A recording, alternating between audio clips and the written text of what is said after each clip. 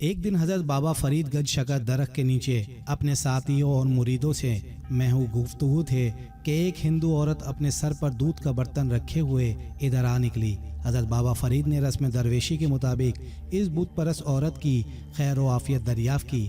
ہندوؤں کی نظر میں وہ ایک پنج ذات سے تعلق رکھنے والی عورت تھی، اسی لیے کوئی شخص بھی اس سے انسانی لہجے میں گفتگو نہیں کرتا تھا۔ آج جب اس نے ایک دوسرے مذہب کے ماننے والے بزرگ شخص کی طرف سے برابری کا سلوک دیکھا تو اپنی حالت زار بیان کرنے لگی اور کہنے لگی، میرا تعلق اجودن میں بسنے والے گوالوں کے خاندان سے ہے۔ باپ دادا دودھ فروخت کر کے اپنا پیٹ پالا کرتے تھے۔ میرا شوہر مر چکا ہے اور میں برسوں سے دودھ فروخت کر کے اپنے بچوں کی پرورش کر رہی ہوں۔ پہلے زندگی پر سکون تھا، مگر کچھ دنوں سے ایک عجیب و غریب مصیبت کا شکار ہوں۔ یہ کہہ کر گوالن عورت ادھر ادھر دیکھنے لگی اور رونے لگی جیسے وہ کسی سے خوف زدہ ہو۔ حضرت بابا فرید رحمۃ اللہ علیہ نے عورت کی ذہنی کشمکش کو محسوس کرتے ہوئے فرمایا، تم بے خوف و خطرہ اپنے دل کی بات کہہ ڈالو۔ ہم لوگ مسلمان ہوتے ہوئے بھی ہم تمہارے غم میں شامل ہیں۔ ہمارا مذہب دنیا کے ہر مظلوم کی حمایت کرتا ہے۔ حضرت بابا فرید رحمۃ اللہ علیہ کی شفقت و محبت کا مظاہرہ دیکھ کر ہندو عورت نے وہ راز کہہ ڈالا جسے بیان کرتے ہوئے اس کی زبان کانپ رہی تھی۔ اس عورت نے کہا، کچھ دن سے ایسا ہو رہا ہے کہ یہاں کے چند جوگی اور جادوگر مجھے پریشان کر رہے ہیں۔ وہ روزانہ مطالبہ کرتے ہیں کہ سارا دودھ انہیں دے دیا جائے۔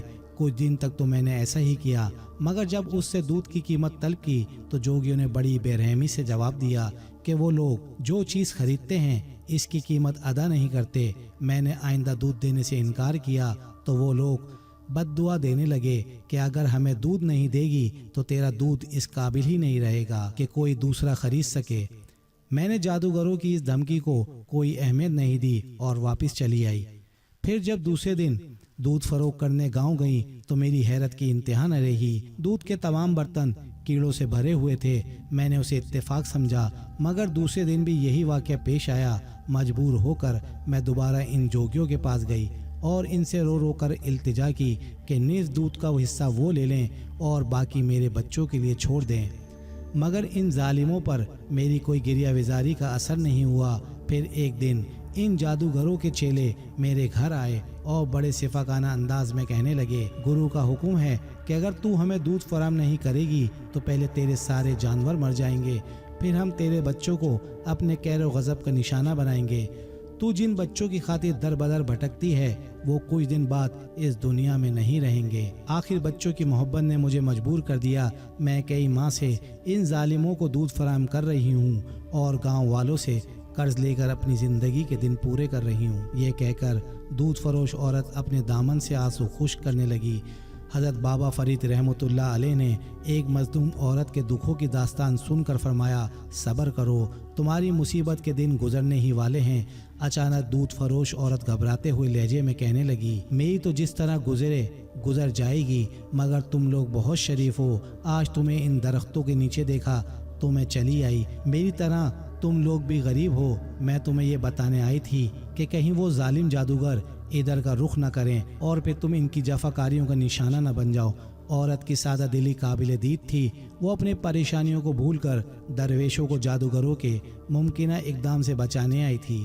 حضرت بابا فرید رحمۃ اللہ علیہ اس دودھ فروش عورت کے خلوص سے بہت زیادہ متاثر ہوئے اور فرمانے لگے، تم ایک سادہ عورت ہو، ہم فقیران بے نوا تمہارے اس خلوص کو ہمیشہ یاد رکھیں گے۔ ویسے تم بھی یاد رکھو کہ جب تک اللہ کی طرف سے کوئی مصیبت انسان کا مقدر نہ بن جائے اس وقت تک دنیا کی کوئی طاقت اسے ذرہ برابر بھی نقصان نہیں پہنچا سکتی۔ اگر تم جوگیوں اور جادوگروں کے بجائے اپنے دل میں اللہ کا خوف پیدا کر لو تو تم خود بھی محفوظ رہو گی اور تمہارے بچے بھی اور تمہارے جانور بھی محفوظ رہیں گے۔ تم بھگوان کی بات کر رہے ہو، دودھ فروش عورت نے حیرت زدہ لہجے میں کہا، میں تو اسے روز ہی یاد کرتی ہوں مگر میرے دکھوں میں کوئی کمی نہیں آتی۔ پھر حضرت بابا فرید رحمۃ اللہ علیہ نے کہا، تم جس بھگوان کی پوجا کرتی ہو وہ تو خود ایک بے جان مجسمہ ہے جو اپنی جگہ جنبش بھی نہیں کر سکتا۔ وہ کسی انسان کے کیا کام آئے گا؟ میں جس خدا کی بات کر رہا ہوں وہ اپنی ذات میں تنہا ہے، کوئی اس کا شریک نہیں، اور کس قدر قدرت والا ہے کہ ساری دنیا کے انسان مل کر بھی اس کے فیصلے کو تبدیل نہیں کر سکتے۔ تم اسی خدا کو پکارو، وہ تمہیں ان دو چار شرپسند جوگیوں سے نہیں دنیا بھر کے ستم گروہ سے نجات دے گا۔ ابھی حضرت بابا فرید رحمۃ اللہ علیہ اس ہندو عورت سے یہ گفتگو کر ہی رہے تھے کہ سامنے سے عجیب حلیے کے لوگ آتے ہوئے نظر آئے۔ جیسے ہی آنے والوں پر عورت کی نظر پڑی، وہ دہشت زدہ ہو کر حضرت بابا فرید سے کہنے لگی، یہ انہی جادوگروں کے چیلے ہیں، آج مجھے تمہارے پاس کچھ دیر ہو گئی تو یہ میری تلاش میں یہاں تک آ پہنچے۔ حضرت بابا فرید رحمۃ اللہ علیہ نے عورت کو خوفزدہ دیکھ کر فرمایا، تم میری مہمان ہو، اسی لیے تمہیں ہراساں ہونے کی ضرورت نہیں، میں خود ان لوگوں کو جواب دے دوں گا۔